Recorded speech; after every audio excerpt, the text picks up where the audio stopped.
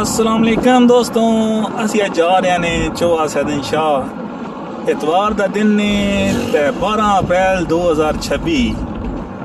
ਮਾਸ਼ਾਅੱਲਾ ਚਕਵਾਲ ਦੀ ਇੰਤਹਾਈ ਖੂਬਸੂਰਤ ਤਹਿਸੀਲ ਚੋਆ ਸੈਦਨ ਸ਼ਾਹ ਨੇ ਮਾਦਨਿਆਤ ਨਾਲ ਜਿਹੜਾ ਨਾ ਮਾਲਾ ਮਾਲੀ ਪਹਾੜ ਨੇ ਜਿਹੜੇ ਨਜ਼ਰ ਆਉਂਦੇ ਪਏ। ਅਸੀਂ ਹੁਣ ਪਹੁੰਚ ਗਏ ਹਾਂ ਤੇ ਕਹਿੰਦੇ ਹਾਂ ਕਿ ਚੋਆ ਵਾਲਾ ਮੇਲਾ ਲੱਗੇ ਵਾ ਕੌਣ ਨਹੀਂ ਲੱਗੇ ਵਾ। ਸਾਡੇ ਅਕਰਮ ਭਾਈ ਹੈ, ਉਹਨਾਂ ਦੀ ਫਰਮਾਇਸ਼ ਹੈ ਕਿ ਯਾਰ ਚੋਆ ਵਾਲਾ ਮੇਲੇ ਹੀ ਵਿਖਾ ਛੋੜੋ। वो बड़े पुराने साढ़े फालोवर पिंडी तो जो सैदन शाह में दाखिल हो गए ने तो दाखिल हो तो ट्रक ही ट्रक जड़ाना आसे पासे नजर आने क्योंकि ना बड़ा इतना कम है। तो यह चोजाला बाईपास ने जो कलकार की तरफ पैंदा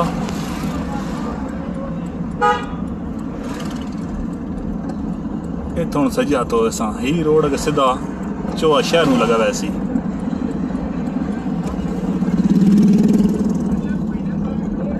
ਬਾਈਪਾਸ ਨੇ ਜਿਹੜਾ ਸਿੱਧਾ ਵੈਂਦਾ ਕਲਕਾਰ ਵਿੱਚ।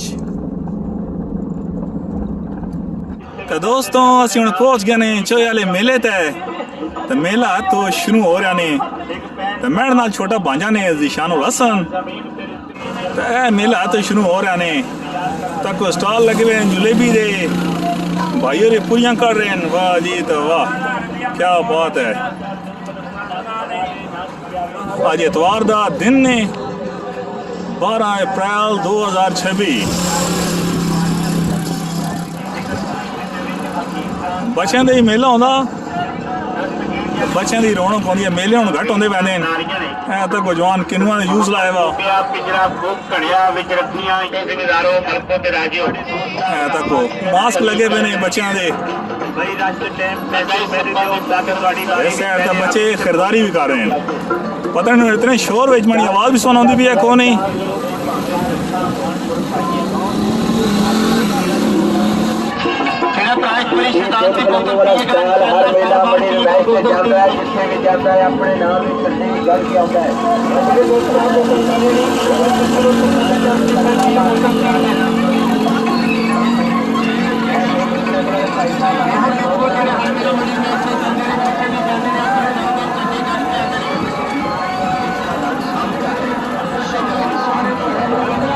पार्किंग के लिए जगह मौजूद है।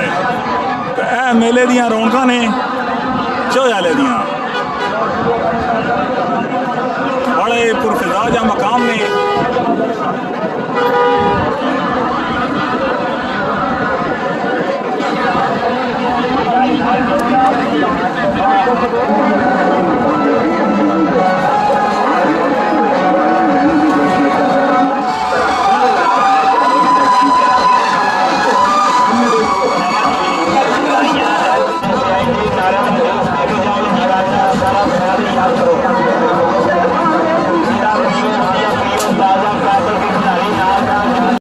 जिला चकवाल की बहुत ही खूबसूरत ये तहसील ने जिसका नाम है चोआ सैदन शाह।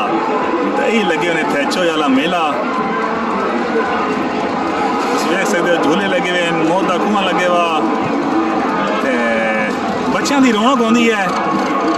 मैं अंदर गया मेले चो तो बोलना तो कोई फायदा ही कौन आया क्योंकि इतना बेहंगम किस्म की शोर है। हर एक ही जगह अपने अपने स्पीकर लाए हुए हैं और अपने अपने मंजन बेच रहे हैं। और मेला होंदा भी इसी तरह लेकिन ज़्यादा इंजॉयमेंट होती है बच्चों की।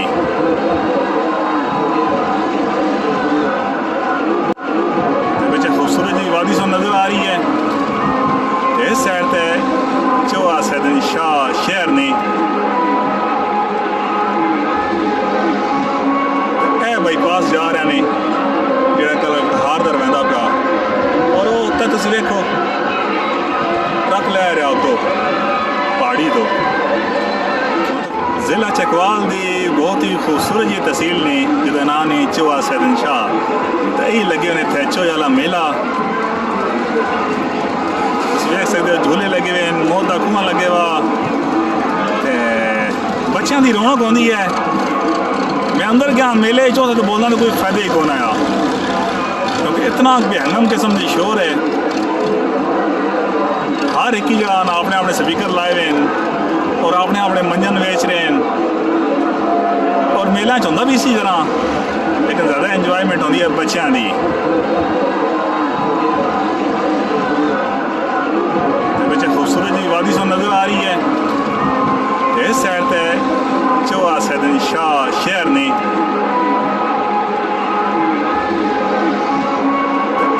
ਪਾਸ ਜਾ ਰਹੇ ਨੇ ਜਿਹੜਾ ਕਲ ਹਾਰ ਦਰ ਵਹਿੰਦਾ ਪਿਆ ਔਰ ਉਹ ਉੱਤੇ ਤੁਸੀਂ ਵੇਖੋ ਟਰੱਕ ਲੈ ਰਿਹਾ ਉਤੋਂ ਪਹਾੜੀ ਤੋਂ ਐ ਤੱਕ ਉਹ ਭਾਈ ਹੋਰੀ ਵੀ ਆ ਗਏ ਜਾਕਾਂ ਨੂੰ ਮੇਲਾ ਵਿਖਾਣ। अस्सलाम वालेकुम, कितों आ गए हो? तो बिशारत तो आए। बिशारत तो आ गए हो। ये चोया वाला मेला कितने दिन लगता? 3 दिन अज आखिरी दिन है। शहर चलाना ज्यादा रश होना। अच्छा चोए शहर में जो लगता है उत्थे ज्यादा रश होंदा। मेला इस बारी छोटा लगे वा ठीक है तो बच्चों को विखाण आंदा ने माशाअल्लाह जी माशाअल्लाह। खुशियां जड़ियां ना बच्चों नाल शेयर करनी चाहिए। जिंदगी जेडे मेले होंदे ये लाजमी विखाने चाहिए। ना क्या थोड़ा अदनान बिशारत हो ठीक ठीक।